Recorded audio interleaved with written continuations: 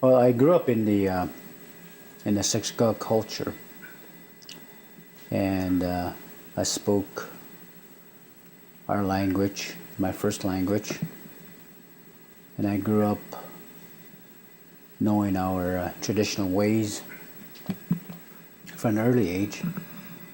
So I guess all my thoughts and my singing and my play and my everything was in the Siksika culture. I didn't have a sense of being Anglican.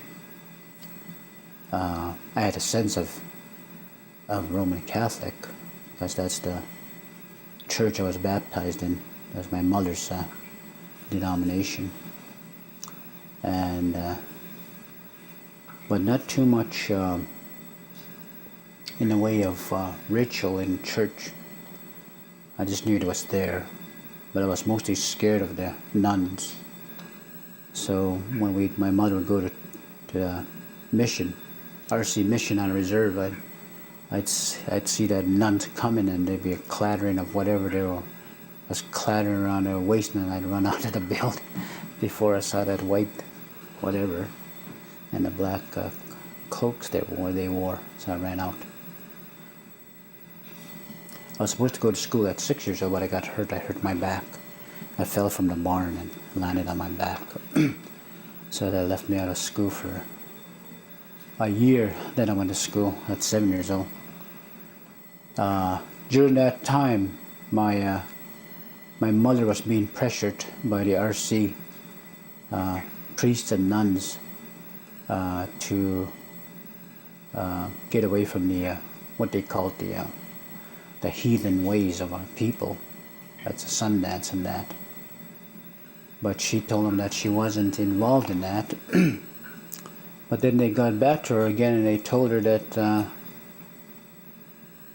she had been seen at the Sundance, and of course my dad was one of the spiritual leaders in our societies, and through the spy network they had with the RC Church, they convinced the priest that my mother was actually involved through my dad. So they asked my mother, "You got to tell your husband to burn all that stuff, otherwise you're going straight to hell," and all that stuff. And my mother refused, and they said, "Well, if you don't, then you'll be excommunicated."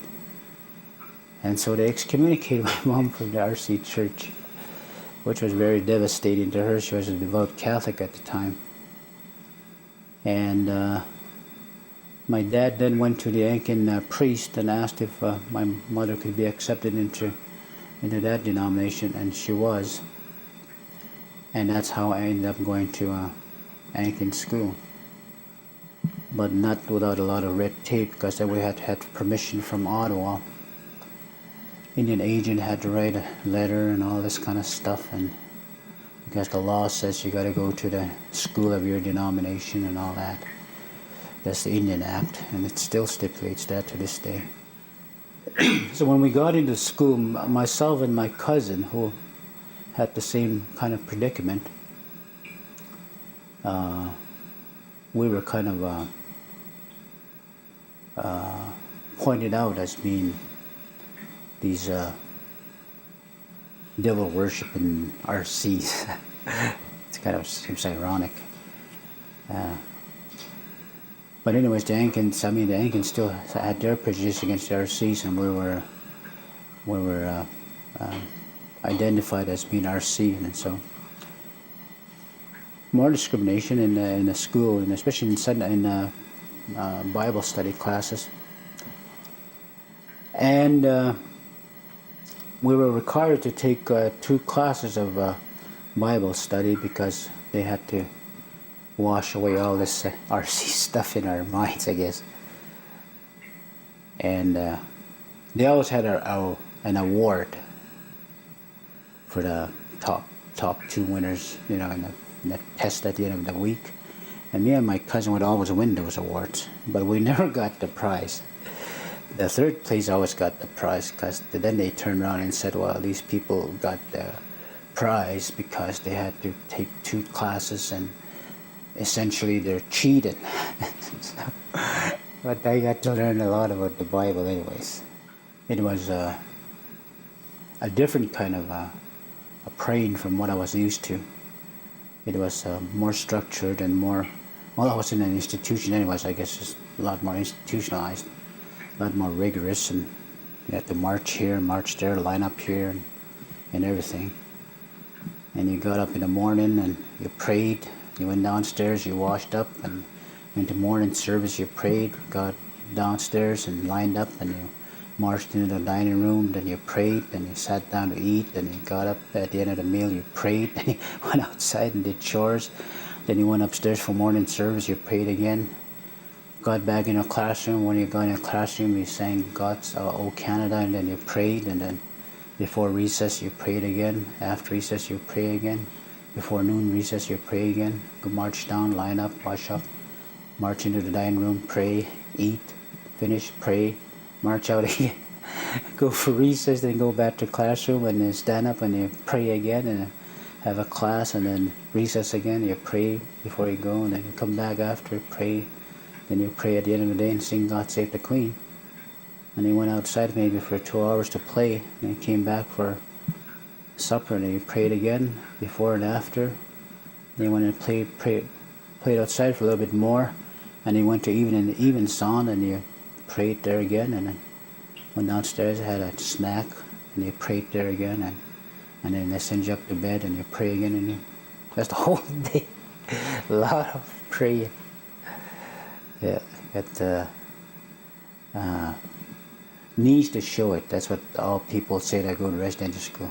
I got knees to prove it. All of us have bad knees.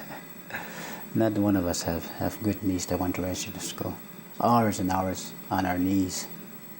I guess that's all I learned from the early years in Anglican church is the countless hours on the knees.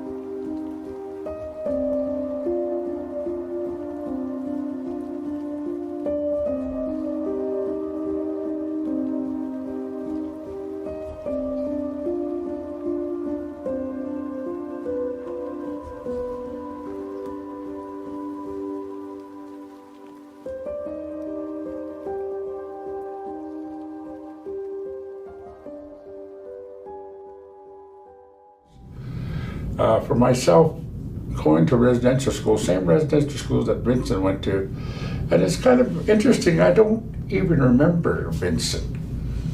I think So many of us. I think we were so like we weren't ever supposed to look around and talk to other people, and for myself it was doubly hard because I had older brothers and an older sister in school that I couldn't even contact, and even when I tried to, a few attempts I did, I got punished for it, and they were really quick with the strap over different parts of your body, not just your hands, and getting smacked in the head and stuff like that. There was always the physical punishment, and to the point where a lot of times when you're being punished that way, you get to be quite adept at going with the, for lack of a better word, going with the pain, because you knew it was going to be painful, and it had happened before, so that you knew you survived that one. So what more could they do to you other than kill you? I guess that would be probably the final thing. The other thing that I worked with was I was left-handed, and I say was because I sort of became kind of like a target for an example of that I was an example of something that was the devil, because they told. I was used as an example of it, that I was in leagues with the devil because I was left-handed. And so they began to take that left-handedness out of me by punishing me a lot. And to this day, nowadays, when you take a look at my hand, these 3 fingers, I don't have arthritis, but there's pain there that's just starting to show up in the last few years. When I hold something a little too long, like driving, these 3 fingers start to, because that's where I was kind of hit all the time, with rulers, with the strap, and one time a teacher took off his shoe and smacked my hand with it because I had forgotten that I wasn't supposed to use this when I was eating too. When we were eating, sometimes I forgot that I'm supposed to use my right hand. So that's become a very interesting recovery for me. Also, the fact that when I talked about survival,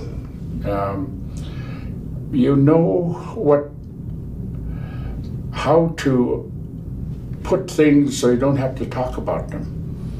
I've worked a long time in addictions, and one of the things that keeps addicts drinking, they have different defense mechanisms, and one of them is called euphoric recall, which means you only talk about the good stuff, the fun stuff. You don't talk about all the other ugly stuff.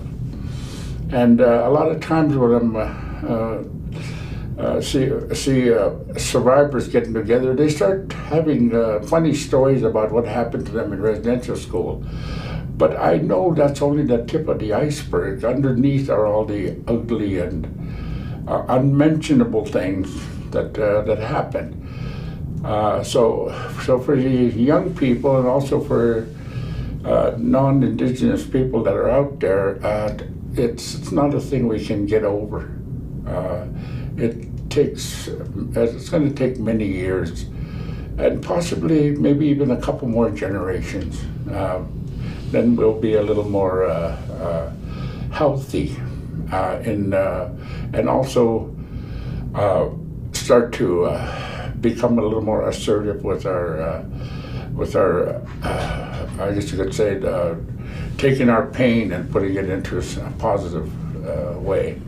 So I'm very, when I talk about survival skills are all those. And also speaking English. I learned a little bit of English before I went to school. For some reason, my brothers were teaching me some words, and I thought they sounded funny, but when I went into residential school, a lot of people would get punished really badly for speaking the language, and that was one thing going in. I knew that was going to be a punishable offense, I guess you could call it. In a lot of ways, I spoke up for some of my fellow students when they didn't understand. And to make them understand, I had to say things in Blackfoot, and then I would get punished for it, but at least they got to say something. So with all these experiences under our belt, there's a lot of stories, and it's going to take a while for all of that to come out. It just can't come out in one broadcast like this and expect everything to be told. Because even for me, some of those things that I want to talk about are still very painful for me.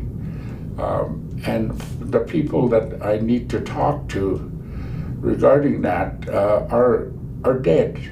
I'm talking about my parents and some of my family, older members of the family who have died.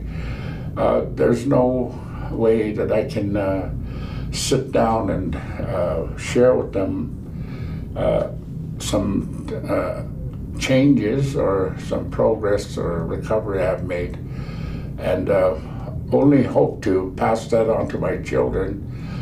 Wholly hard to talk to about them, because with children you're always protecting them, and their protection is paramount.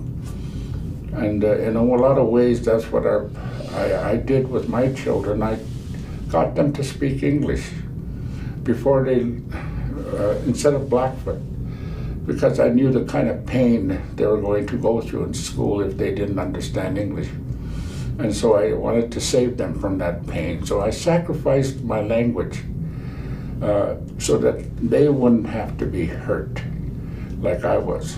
And so these are just bits and pieces that I'm just talking about. And also the fact that survival, you get to be pretty, I can think in Blackfoot, but I'm trying to convey the message in English.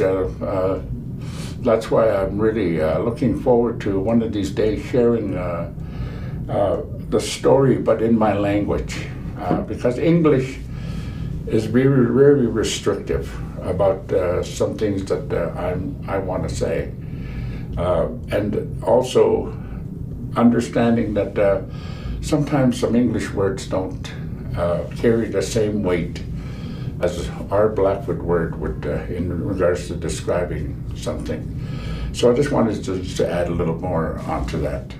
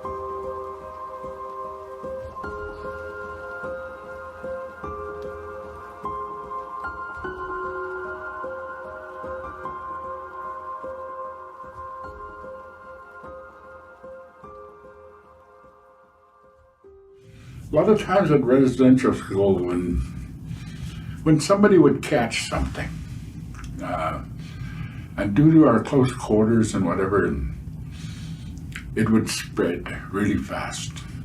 And it wasn't, it was always it was a regular occurrence that we would all be bedridden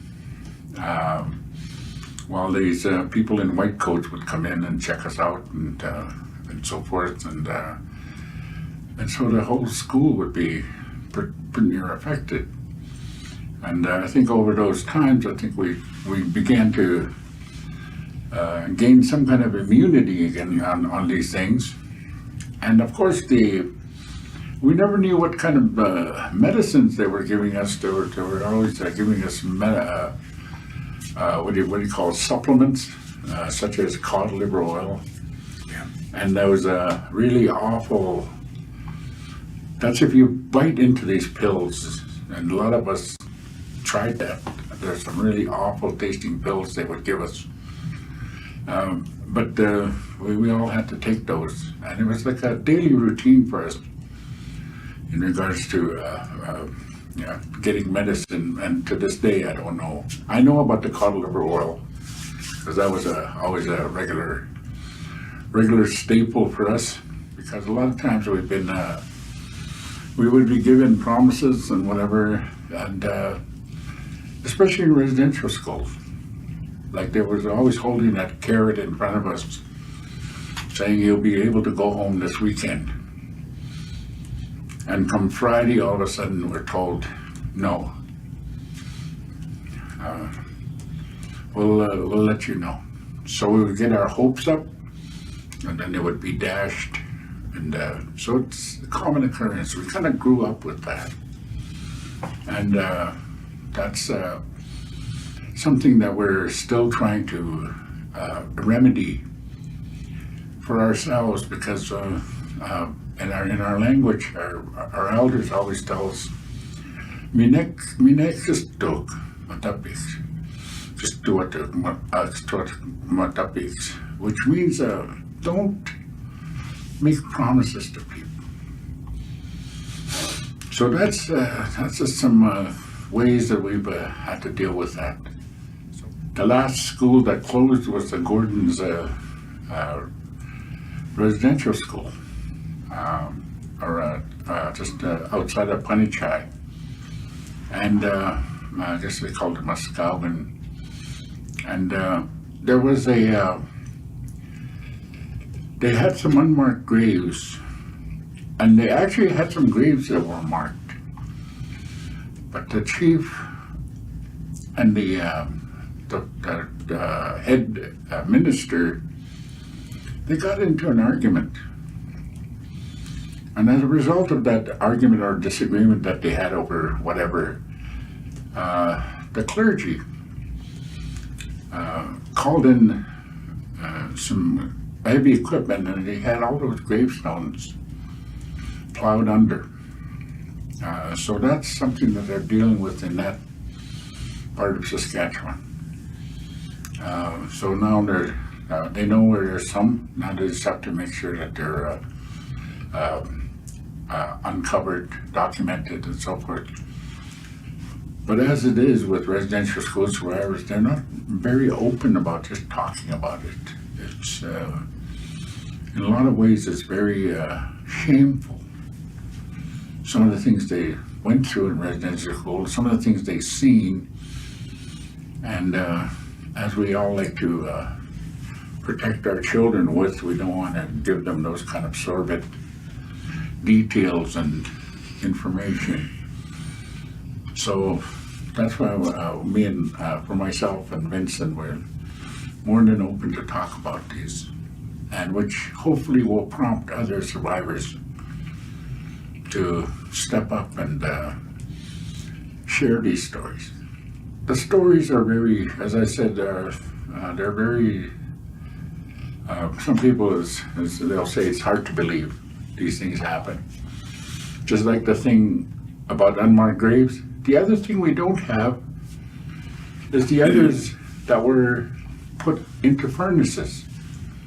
Children, during the winter, they died, and they were just put into the furnace. And that's a record that's lost forever. Only through the remembrance of residential school survivors. Just like with the unmarked graves, fellow students, peers, they had to go out there and dig these graves. Or they had to bring these bodies down into the furnace room, knowing full well where they were going. And they've grown with this kind of trauma. When we talk about T and R, the truth needs to come up. And for the generations that are out there, especially our non-Indigenous treaty people, I call you guys treaty people because we signed a treaty with you. You're the other half of the treaty. So with our non-Indigenous treaty people, you need to take a look at what that's all about. And I want to reassure you, it wasn't, as somebody said, you just need to let them know it wasn't their fault. A lot of times these were done very secretively. And when this residential school issue came out, people were horrified that this happened in Canada. But that's the truth. The truth is these residential schools were here.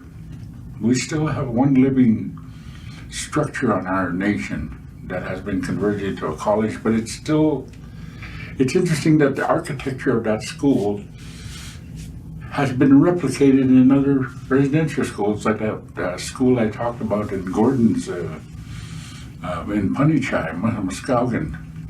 And you take a look at these residential schools across Canada, and they're all along the same basic architecture, same structure. And these aren't going to go away.